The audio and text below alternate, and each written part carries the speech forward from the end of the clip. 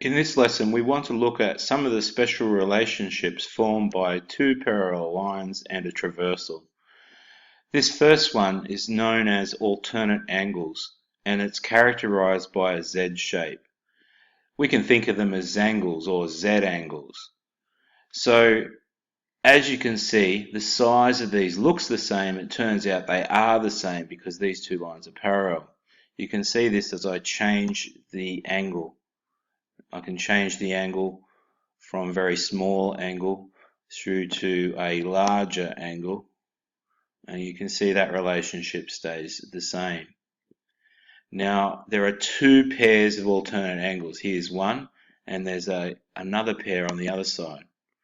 No surprises that these two angles on one line here add up to 180 because that's a straight line. So 44.7, when I flip it, added to 135.3 comes out to 180. Another way of describing it on that straight line is that word supplementary, remember. But alternate angles are equal in size. So angle AGF is equal to angle DFG, and if we flip it the other way, angle CFG is equal to angle BGF. We look at a simple example. Here we've got some parallel lines at a transversal. We're told one of the angles is 124, and we're trying to find angle PON, I should say.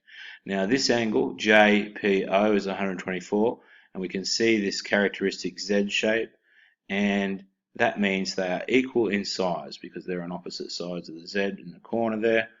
And so angle POM is equal to 124. The reason? Alternate angles are equal. Another special relationship for a parallel line and transversal are corresponding angles. And they're characterized by this F shape you can see here. So we can remember them as F angles or fangles. And there are actually four pairs of these. This is only one pair shown here. Here they're 135 degrees. If I flip these vertically, you'll see an upside down F. There's another pair.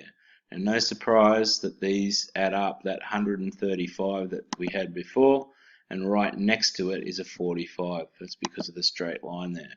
So there's another pair of equal fangles.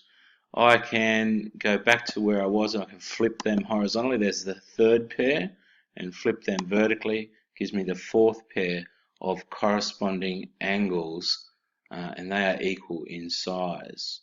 So I can change the angle, and you can see this relationship stays the same, and we can flip them again to see those four pairs. Again, looking at a simple example of parallel sides and a transversal, we're told this angle in here is 124, and we're trying to find angle LON. Now there's that characteristic F shape. We can see it's like windscreen wipers, how I learned it at school. This angle and that angle are corresponding, and they are equal in size. So angle JPO equals angle LON. And the reason that LON is worth 124, corresponding angles are equal. The third relationship for a set of parallel lines and a transversal can be seen here as this U shape or a C shape, if you like. We could call them C angles. These have the name of co-interior angles. You can see they're on the inside of the parallel lines and they form a pair.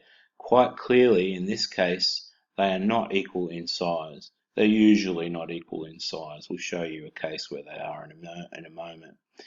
Now they add up to 180 degrees. So the language for that is that they're called supplementary. So this one here is 50, this one is 130. Now that's only one pair. There are two pairs. Let's flip it to see the other pair, and you can see the values are reversed. No surprises. 50 degrees here on this straight line. This missing angle must be 130 because a straight line adds up to 180. And you can see it is, and vice versa at the top. Okay, so angle DFG is added to angle FGB to equal 180, and when we flip it, we get angle AGF plus angle CFG added together to give 180 degrees. So co-interior angles are supplementary. There is a case when they're equal, and that's when the transversal gives that shortest distance between the two sides when they are at 90 degrees. Try and get as close as I can. Nearly. There we go. So when it forms a perfect right angle, then those two angles are 90 degrees because they add up to 180. We'll look at another simple example here. I've been given this angle as 124. This time I'm trying to find angle LOP. And you can see that C shape, backwards C shape form there. So they form a set of co-interior angles. Now that means that they add to 180. So 124 plus angle LOP equals 180. Angle LOP equals 180 minus 124, which gives us 56, and the reason is that co-interior angles in parallel lines are supplementary.